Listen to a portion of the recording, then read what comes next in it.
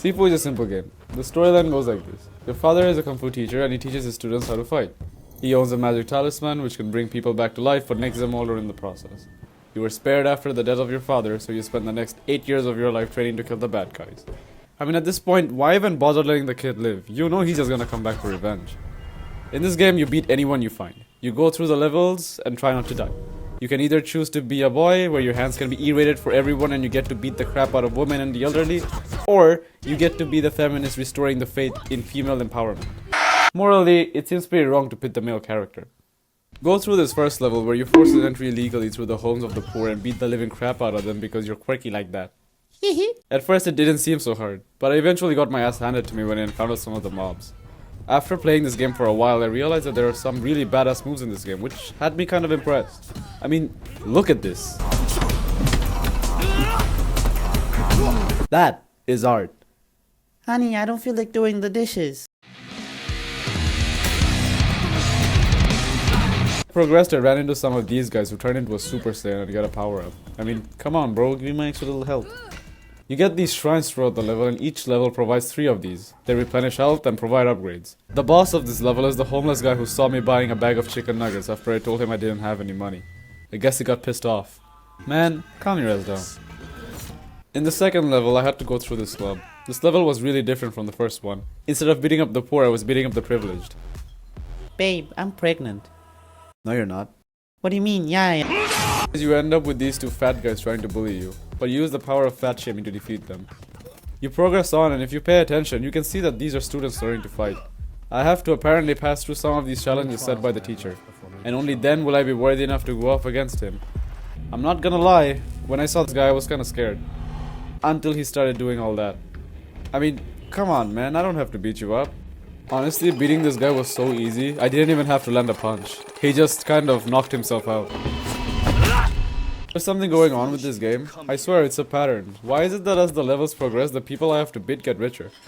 Anyways, I find a new weapon, a machete. All jokes aside, this looks really cool. I mean, the combat is so fluid and smooth. Guys, I think the fat shaming worked. I gave the man some motivation to work out. Look at him, he's all buff now. Turn around and leave me.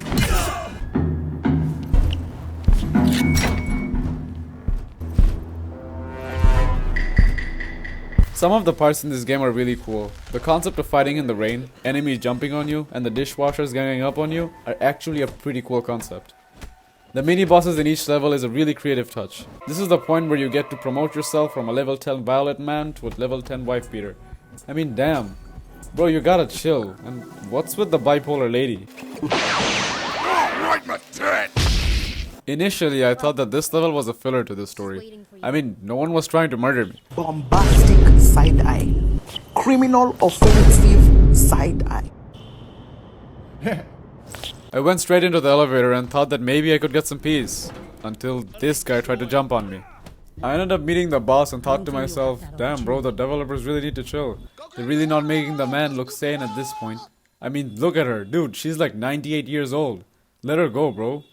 Damn, I did not know that Dragon Ball was such a big influence in this game. I was beating up Caulifla and Kale. I go through the mines and make my way towards the end of the level, where I find her. Honestly, I was thinking I'd just let her go. I mean, come on, if she falls, she's just gonna break her hip and die. At least the life insurance is gonna help her. Honestly, fighting her was single-handedly the most annoying part of the game. Calm down, Granny. I reached the final level of the game, and compared to the other levels, this one was pretty small. There are many mini bosses around the map which were pretty entertaining to do. I reached the end of the game and I thought that this was gonna be easy. Until this man took my focus bar away. I mean, hey, it's not that bad, I got this, he's just an oldie. This has got to be the most difficult boss in this game. He could kill me if he hits me just once. I mean, this dude even does damage when I'm blocking. The only other weapon capable of doing that are the ones with blades. Bruh. His hands were certified knives. I somehow managed to beat the game, and I got this ending.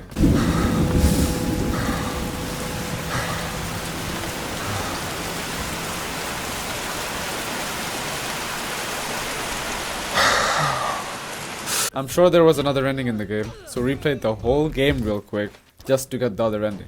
To get this ending, I had to beat all the bosses and snare them. It was a bit difficult, but I got it down. The point of this ending was to tell the player that revenge is not always the solution, and that peace is always the answer. Bro, you're telling me that I killed around 300 people, blinded by revenge just to spare these 5.